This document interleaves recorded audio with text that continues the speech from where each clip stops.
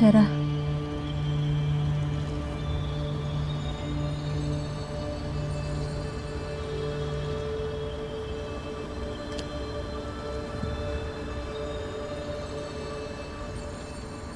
Nasilayan ko ang aking anak sa aking panaginip. Pinagmamasdan niya ang aming larawan ni Theo. Nakilala na niya kami. Buhay siya. Ligtas siya. At isa siyang napakagandang paslit. Nangangahulugan lamang na siya'y kinakanlong ng iyong enkantasyon noon. Si Pirena. Nakita mo rin ba kung naroon si Pirena?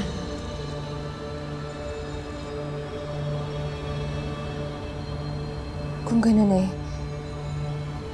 hindi pa rin sila nagkikita.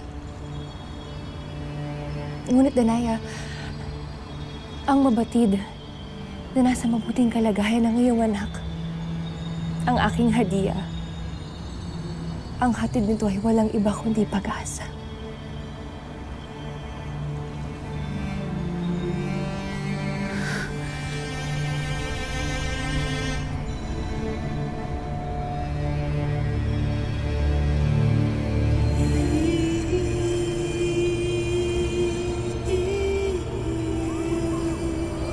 Badhalang Emre.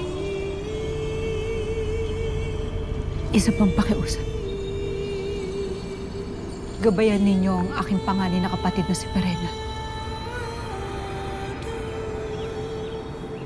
Naway magkita na sila ni Tera. Nang sa ganun ay mapangalagaan nila ang isa't isa.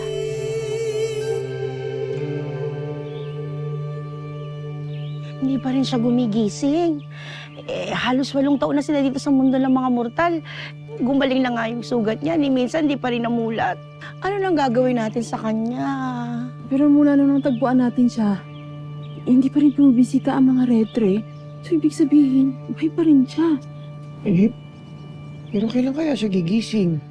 Buhay pa yung sangre. Hanggat buhay pa ang sang, ibig sabihin hindi pa nagagawa ang tagna at bugna niya. Malalaman natin yung pagdating ng panahon kung ano man yon, sabay ng pagbangon niya. Sana bumangon na siya.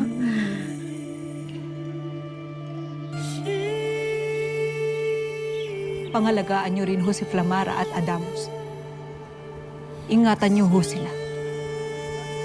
Mula sa kalupitan ni Metena.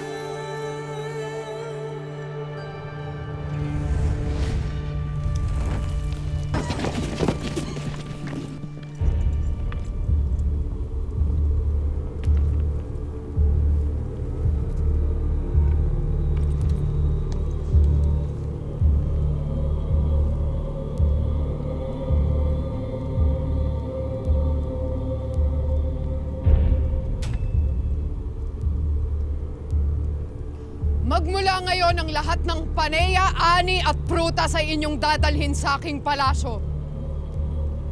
Ang aking mga kawal ang unang pipili ng makakain bago ninyo makuha ang inyong bahagi. Hindi ko nais makakita ng sino mang nagtatanong o naghihinaing sa aking mga patakaran.